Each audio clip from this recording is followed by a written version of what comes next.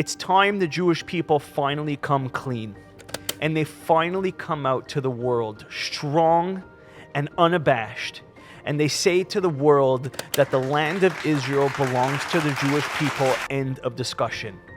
But then the question is, how could the Jewish people have that claim? We see that many other religions have that claim.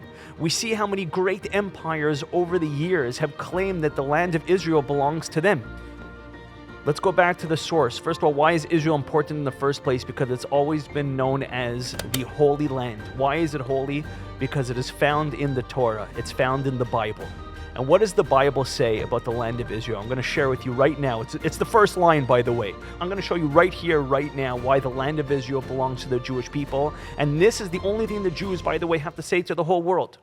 Once Jews start saying this, which I'm going to share with you in just a moment, there's no more discussion left. There's no room for discussion.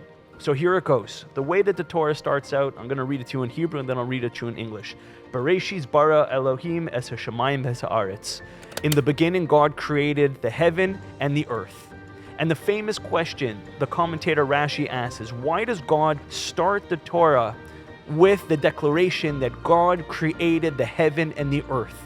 Why not start out with a commandment? Thou shalt not kill, thou shalt not steal. Why doesn't it start with a commandment? And why does it start with, in the beginning God created? By the way, that's the equivalent, just to put into perspective, that's the equivalent of God making a computer, like Steve Jobs, okay? Imagine Steve Jobs sold you a MacBook, and you open up the instruction manual. And it says in the instruction manual, in the beginning, Steve Jobs created the MacBook. What is the relevance? Show me how to turn the MacBook on. Show me a command within the MacBook. And the famous commentator Rashi answers like this. The reason why God starts off the entire Bible, the Torah, by telling us that he created the heaven and he created the earth, because he says, there will come a time when the nations of the world will say to you that you Jewish people are bandits, you're thieves, and you stole the land of Israel from the other nations, the 7 Canaanite nations.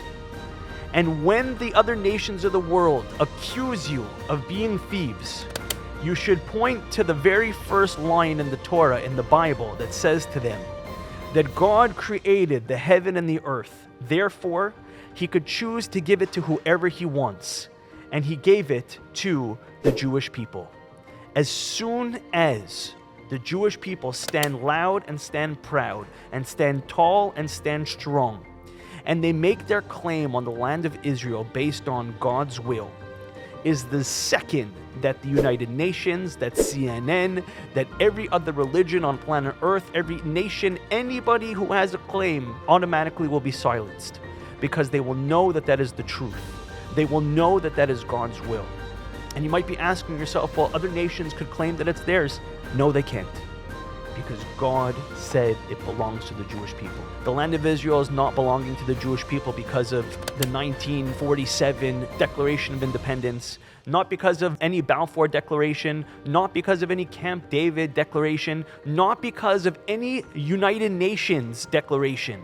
The land of Israel belongs to the Jewish people because God himself gave it to them. That means, if God forbid, every Jew today that is in Israel got pushed out of the land of Israel, it still belongs to the Jews. You know, normally a country, it's usually founded on a war. It's usually founded because might equals right. And because that nation was able to conquer that piece of land, it belongs to them. And that is true for every other square inch on planet Earth, except for one place, and that is the land of Israel. That little sliver of land, that little holy piece of land belongs to the Jews because God gave it to us. And when Jews declare that with strength, and they're not ashamed and not unabashed, and when the Prime Minister of Israel stands up in front of the world and he declares that to the world, then everybody will be quiet, because there's no arguments at that point.